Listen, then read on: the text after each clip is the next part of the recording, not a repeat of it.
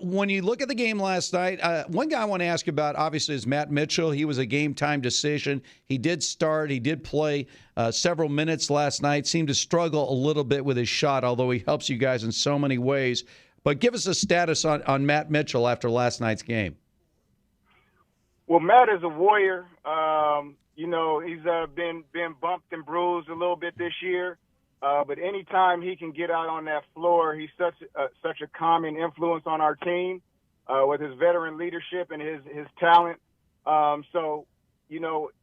Anytime he has a little bit of injury here or there, he's going to find a way to fight through it.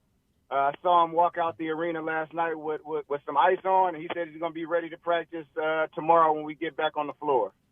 All right, so last night the victory against the San Jose State, and we heard after the game, Coach Dutch was asked about a possible opponent to squeeze in between now and next Thursday when you hit the road against Fresno State. What are your thoughts about that? Do you feel like it's necessary? Now, he's talking about maybe scheduling a team that's ahead of you guys in the net. You actually dropped back from 20 to 22 today in the net, but you guys are in that rarefied air. How would that work, Coach, if you were to squeeze an extra game in between now and Fresno State? Well, all that would mean is you knock a couple of days off your practice schedule and you play. So I think if our players had the choice to play a game or practice, I definitely think they would choose to play a game. So at the start of the season, we knew we were going to have to be flexible. We told our players about being flexible, and these guys, they've grown up their whole life, dreaming about playing Division I college basketball. And now that they have the opportunity, whatever it takes to get games in, they said they're willing to do. So, Coach Dutch has said it all year. We're not going to dodge anybody. We've been making calls. We've been very, very active in terms of scheduling. If somebody has the ability to squeeze us in, we'll make the arrangements and get on the court and play the game. Aztec assistant Jay Morris with us here on the home of the Aztecs. The Aztecs 77-55 win over the Spartans. Coach, you didn't cover the spread last night. It was 30 points. That aside, the Spartans come in a very hot team. You look at their record, and once again, they played you guys close in that first half, but you guys are able to turn on the afterburners in the second half. What's the message in the halftime to the team, and when do you know that the on button is on with some of these guys that performed there in the second half? Well, credit to San Jose State. Like you said, they came into this series, had won 3 in a row, and they did some things in their day off. They adjusted their defenses. They disguised their defenses. And one thing I always tell our players and the staff, let the game settle in. And that's what had to happen last night because they played a defense that we hadn't seen. We were prepared for something different. And so it just took us a minute to get our rhythm. And once we got our rhythm, we took off. And, when you see the ball go in and one guy makes a shot, it's kind of contagious. So, once Jordan Shackle got rolling in the second half, Terrell Gomez made a couple in the second half, and it opened the basket up for everybody. So that's just a credit to San Jose State. I give credit to our guys, too. They stuck with it. It wasn't one of those halftime speeches where you hear about things getting thrown or anything like that. It was a calm halftime. And, just guys said we got to stick with it, and they stuck with it, and we ended up victorious. Coach, as you head toward tournament time, conference tournament, and the big show in March, contributions off the bench are the key. And I always like to watch the development of young players as they gain more confidence. I want to ask you about two guys, Lamont Butler and Keyshawn Johnson, and where do you feel like they are in their development right now, and what kind of impact will they have potentially for you guys once it comes to tournament time? Those guys have very bright futures. I'm glad that they are on our team. The thing that both of them do at a very high level is play defense. And that is the staple of our program. So that right there is going to allow them to get on the floor in some capacity of any game that we play. So they're right where they're supposed to be in their development.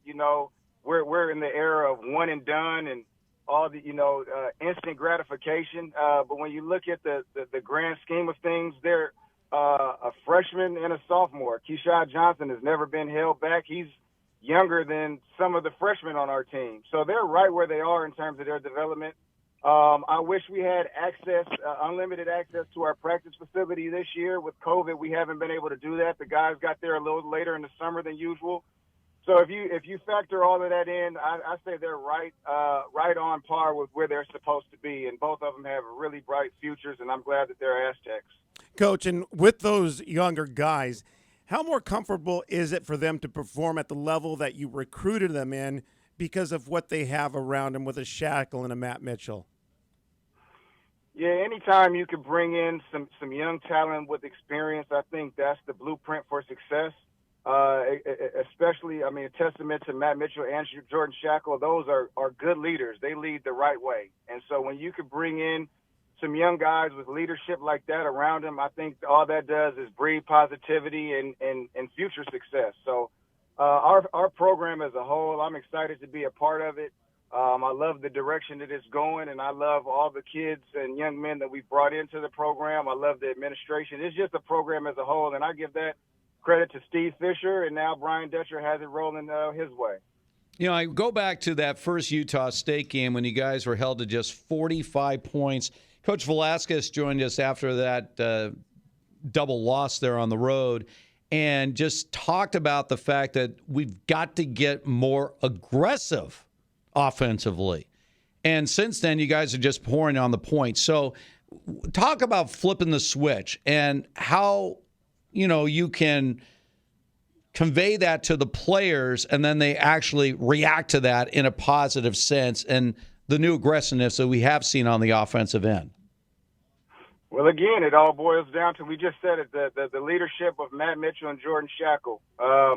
You know, we have a group of guys that no matter, you know, how good things are going or how bad things are going, they're going to stick to the script, and that's what they've done. They haven't taken what we've told them in a negative fashion. They believe in us, and you know, once they conveyed that message from a player's perspective to the other players, I believe that's a product of what you've been seeing these last few games. So hopefully we can keep that up. It's been working.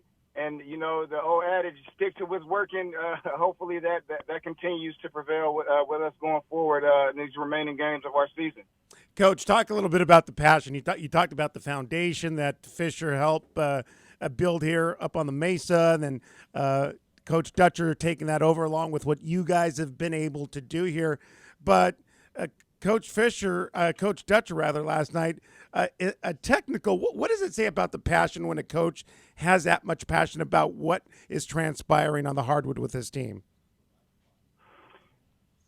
Well, you know, I know in the NBA they get fined for talking about officiating, so I definitely won't do that. I don't know from a college assistant coach perspective what will happen, but I've been around a lot of college basketball, and what Coach did to get teed up, I don't necessarily think he was deserving of that.